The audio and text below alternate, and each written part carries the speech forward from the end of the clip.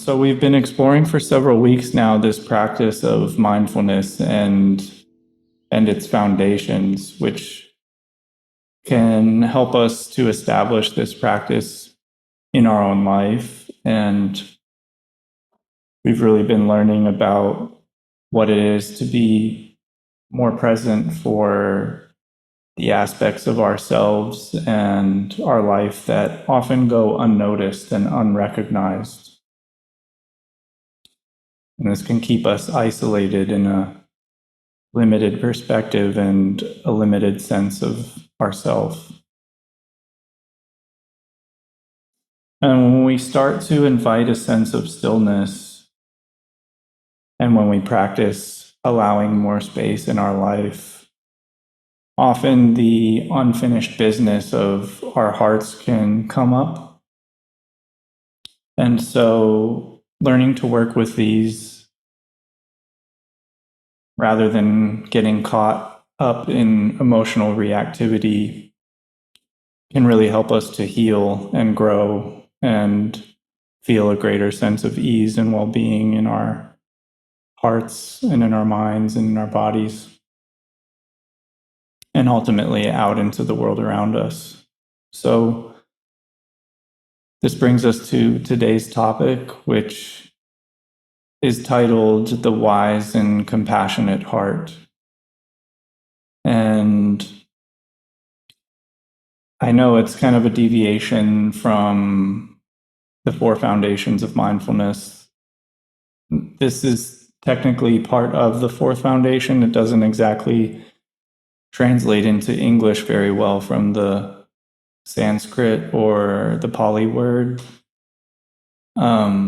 But it can really be understood as being mindful of how we're relating inwardly and being mindful of how we're relating outwardly. So this class will be focusing on the inward relating, and next class will be focusing on the outward relating. So mindfulness is a practice with two wings, like a bird or a butterfly. And like a bird or a butterfly, without both wings, our practice can't really fly.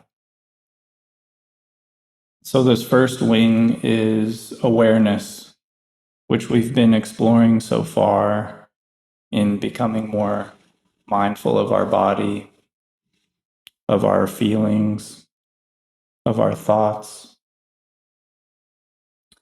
We're really practicing shining the light of awareness on these parts of us that normally stay in the shadows and are neglected by us. Albert Einstein said, he said this about our predicament: a human being is part of the whole, called by us the universe, a part limited in time and space.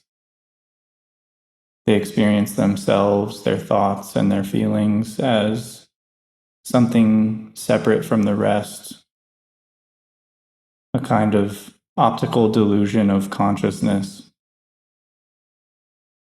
This delusion is a kind of prison for us, restricting us to our personal desires and affection for a few people nearest to us.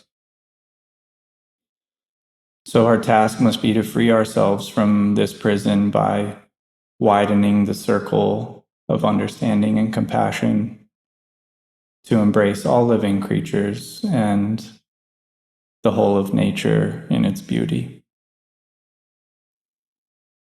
And this is why it's important to incorporate this second wing into our practice. And this is the wing of compassion and love. As we shine the light of awareness on these inner aspects of ourselves that normally go unnoticed, since we're so used to judging ourselves and others, it's really important that we can bring in practices which help us shift into and open to compassion and love. So part of this practice is really one of widening our circle of compassion. But before we can widen it to include more, we really must make sure that we can include ourselves. So the question is really one of how can we truly have a sense of respect, kindness, care, and love for others if we aren't even showing up for ourselves in this way? Sometimes I say that what we dislike most in others or about others is often the thing most ignored or unrecognized in ourselves. One teacher named Pema Chodron says that what we reject out there is what we reject in ourselves. And what we reject in ourselves is what we are going to reject out there. What we hate in ourselves will hate in others. To the degree that we have compassion for ourselves, we will also have compassion for others. Having compassion starts and ends with having compassion for all those unwanted parts of ourselves, all those imperfections we don't even want to look at. That's the end of the quote. So for today, I want to focus on kindness, compassion, and love, and how to incorporate these into our mindfulness practice. But practicing compassion, kindness, and love can be difficult, and our attitude towards them can be really closed off. As one of my teachers put it, forget about love, I want a latte. So I know there can be some big walls, barriers, and blockades that we may have up. We may even have these blockades up towards hearing the words kindness, love, and compassion, or the notion that we might actually engage with them in our life more. So I just want to speak to some of the biggest barriers or blockades for a moment. And this is coming from research on compassion and self-compassion. Self-pity, well, many people think that practicing compassion or self-compassion is kind of like a form of self-pity. Something that it's weak. A lot of males don't like this idea of being compassionate because it makes us feel soft and we can be afraid it'll make us feel weak. Some think that they don't deserve compassion or love as a form of self-punishment or self-judgment. Some think that it can undermine their motivation by losing their drive and making them soft. And some think that it is selfish, self-centered, self-absorbed, or the worst form being narcissistic. And as I said, there's actually a large and growing body of research and data that show how scientifically and empirically false these doubts and misunderstandings are. And just as an example, there was one study of veterans coming back from Iraq and Afghanistan. And the study found that their level of self-compassion was more predictive of whether or not they developed PTSD the following year than the level of combat exposure they faced. So this is really huge. It's difficult to kind of like grasp the gravity of what that is really saying, but it's showing that no matter how much combat someone saw, what was more important for predicting how well they dealt with it was, could they be an inner ally to themselves, or were they an inner enemy? And this is really the essence of practicing compassion and self-compassion, is making this shift from the view of ourselves and others as a threat or an enemy or a failure to stepping into being a friend and an ally. And the research and data show it helps us to be kinder, more caring and giving, less controlling, getting angry less often. People are much less likely to be anxious, depressed, less likely to commit suicide or have problems like disordered eating, and more likely to have life satisfaction, happiness, and optimism. One of my teachers said, when we let go of our battles and open our heart to things as they are, then we come to rest in the present moment. Only in this moment can we discover that which is timeless. Only here can we find the love that we seek. Love in the past is simply memory, and love in the future is fantasy. Only in the reality of the present can we love, can we awaken, can we find peace, understanding, and connection with ourselves and the world.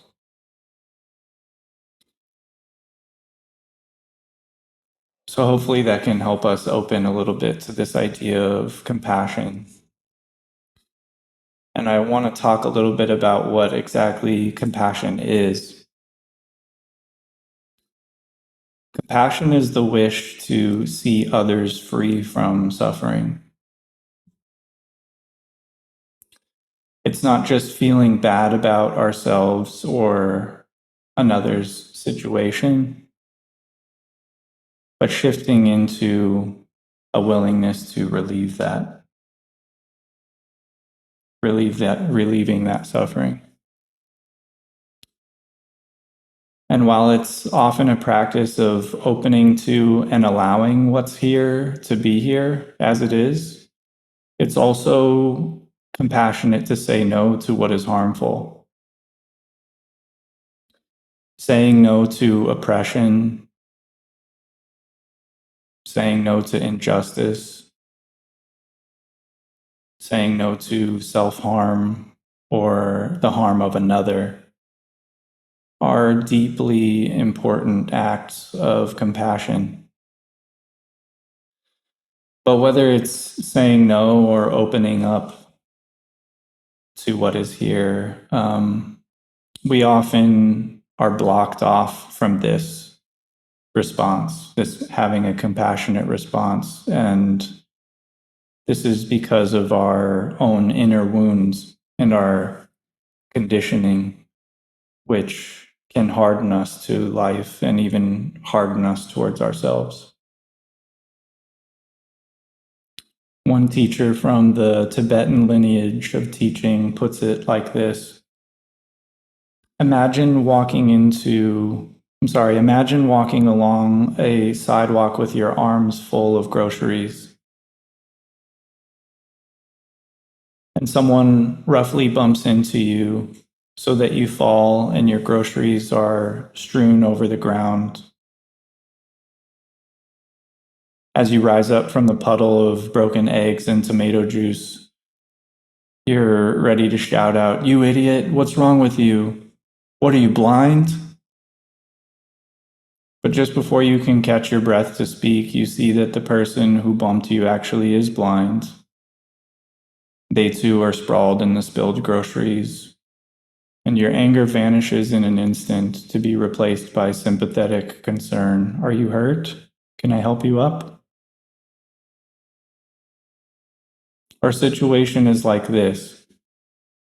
When we clearly realize that the source of disharmony and misery in the world is ignorance, we can open the door of wisdom and compassion. So it's not anger that helps us to be tender with our difficulties. It's not anger that helps us not to close off to them in fear. It is compassion. And this is how healing takes place. The author of the book Trauma Stewardship wrote that I never realized that my anger was just a shield I was using to cover up my anguish.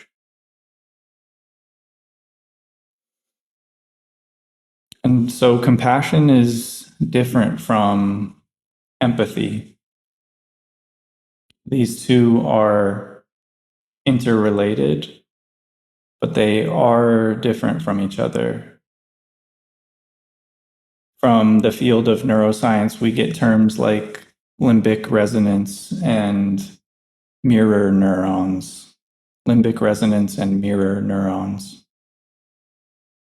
which are scientific ways of describing what I'm sure we've all experienced when we feel our mood shift when someone walks in the room with a more upbeat tone or maybe a more somber one. A good way to depict this limbic resonance is to imagine being in a room full of violins. And if you pick one up and start to play it, the other violins will start to resonate and produce sound as well.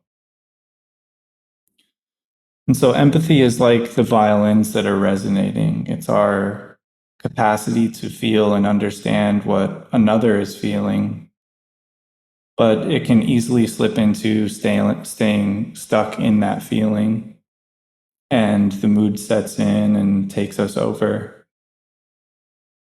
It can be more about ourselves than the person who was initially suffering. Maybe you've been sharing something you're going through with someone who responds with a story about themselves and something similar they experienced.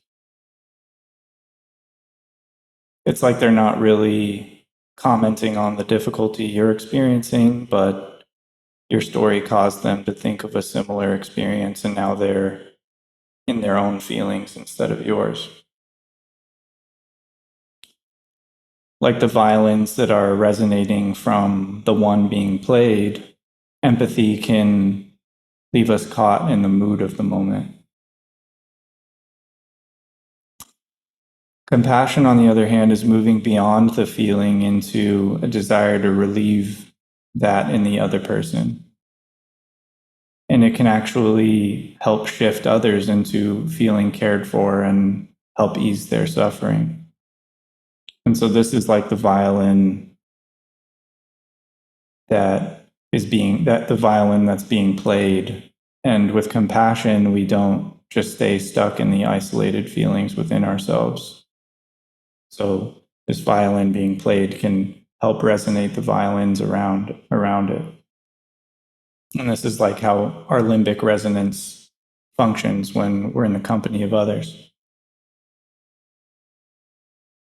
So compassion is looking beyond your own pain to see the pain of others.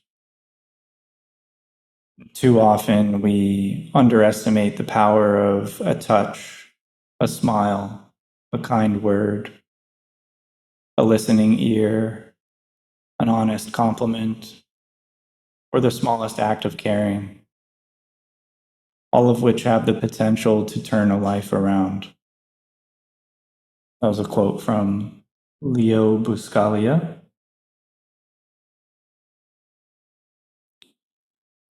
But it can be difficult to widen our circle of compassion to include and have compassion for others if we haven't felt it much for ourselves. So self-compassion is vitally important too, because we cannot fully show up for our friends or our loved ones or for our life if we aren't even showing up for ourselves. And so I want to speak to these layers and walls that we might have put up as a hedge of protection for the parts of ourselves that have been wounded along the way. And these parts can keep us from stepping into compassion. I don't have an image to hold up or show you, so if it's comfortable, I'd like you to just imagine a lion trying to attack a zebra. Part of our system is designed to kick us into the high gear of our defense mode when we feel threatened, like the zebra.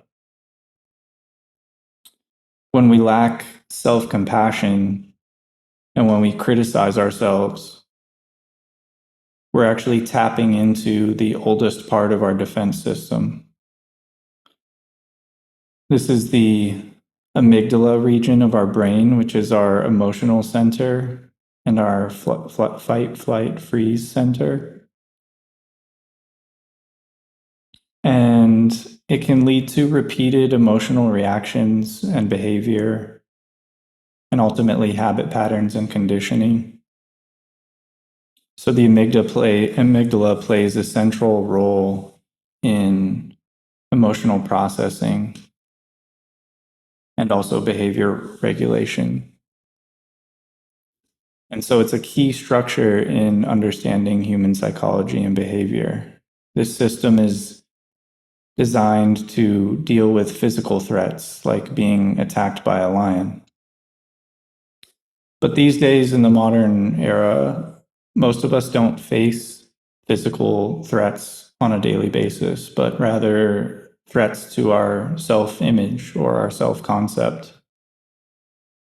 And so when we fail or make a mistake or get rejected or something difficult happens, we actually react as if our very lives were threatened. And when we confuse our actual self with our feelings and our concepts of ourself, our mind and body react the same way as they would to physical threats. And we try to solve this problem by going into fight, flight, freeze.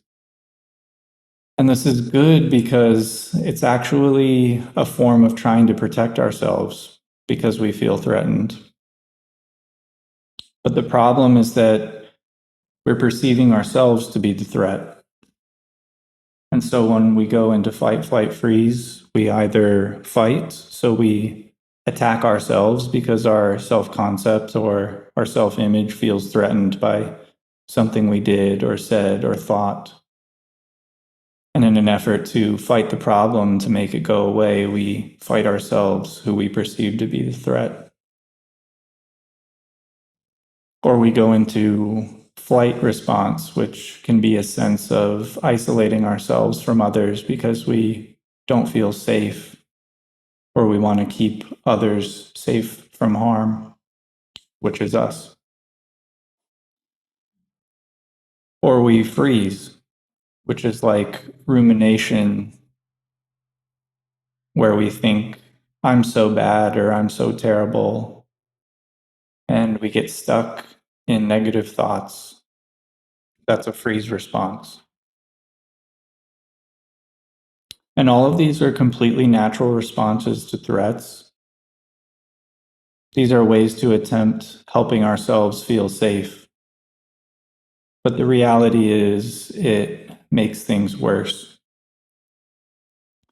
There's a gentleman named Frank Ostaseski who wrote this book I'm going to read an excerpt from. He started the first Zen hospice center, I think, in the country. It was in the Bay Area. And he's a kind of a leading voice in end-of-life care. He sat by the bedside of thousands of people who have gone on from this life. And so in talking about these strategies that we use to help ourselves feel safe or secure, he says, do any of these strategies really work? Sure, we get some temporary relief by ignoring problems or substituting a more pleasant experience for an unpleasant one. But when I look closely at my life, I see that such benefits are short-lived. What sticks around for the long run is the habit of self-deception and its negative consequences. Suffering is exacerbated by avoidance, and the body carries with it any undigested pain.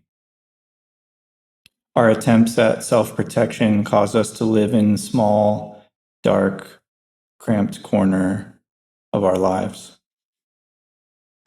We accept a limited perspective of the situation and a restricted view of ourselves. We cling to what is familiar simply in order to reassert control, thinking we can fend off what we fear will be intolerable. When we push back, hoping to get rid of a difficult experience, we're actually encapsulating it. In short, what we resist persists. And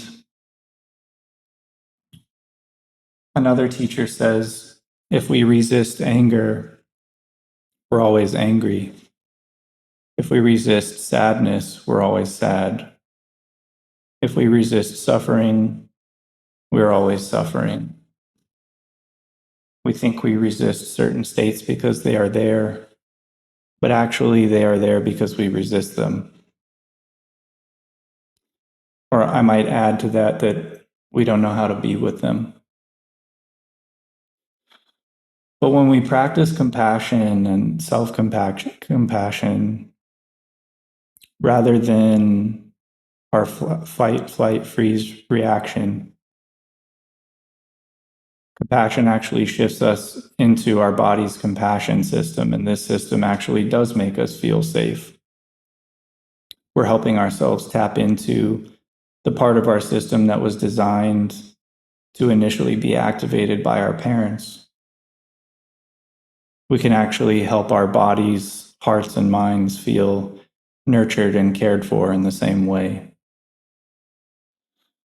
So it can be helpful for some people to place a hand on our heart or on the back of our head or our neck, or some other gesture of kindness and compassionate care. There's a story one writer for a magazine shared about her difficult childhood. After describing years of abuse and violation, she shared a childhood ritual that helped her survive. She says, from the age of 5 or 6 until I was well into my teens, whenever I had trouble sleeping, I would slip out from under my covers and steal into the kitchen for a bit of bread or cheese, which I would carry back to the bed with me. And there I'd pretend that my hands belonged to someone else, a comforting, reassuring being without a name. An angel, perhaps. The right hand would feed me little bites of cheese or bread as the left hand stroked my cheeks and my hair. My eyes closed and I would whisper softly to myself, there, go to sleep. You're safe now. Everything will be all right. I love you. And so it can be helpful to treat ourselves or speak to ourselves as we would treat or speak to someone who we consider to be a great friend. I often think about it as though I tend to leave out certain parts of myself, as though they aren't welcome or as though they're not invited. You could imagine kids in the cafeteria telling another kid they can't sit here or aren't welcome. And this is how we tend to treat these parts of ourselves that we try to pretend aren't there or that we aim to avoid. So if you're like me, rather than feeling like you're just sitting alone, trying to accept yourself. It can be a helpful way to open and include these parts of ourselves if we think of them like these kids in the cafeteria who have no one to sit with, as though there's a group that we can welcome and open up to, having a sense of welcoming acceptance of these different parts of ourselves. I also often think of it as though I'm making space for my ancestors, which can be very comforting. So when I feel a sense of anger or I feel sadness, it can make it a little easier to be with what's difficult if I imagine that it's my grandma or my grandpa's anger or sadness, or the anger or sadness of all my ancestors. And it makes me feel a little less alone when holding space for difficult or unpleasant emotions. This practice can help us to heal and to open, meeting others with our best intentions for connection and kindness and love and compassion. And even though we may feel our hard outer shell, our layers of ignorance and trauma, all our conditioning that has hardened us to life in various ways, by touching our life and our practice in this way, it can be like little green shoots forcing their way through cracks in the cement. And so I just want to encourage you that you can do it. You can bear it. And don't forget to be kind to yourself. May we make good use of our life in each moment. May this be of benefit not only to ourselves, but to all who might come into contact with us.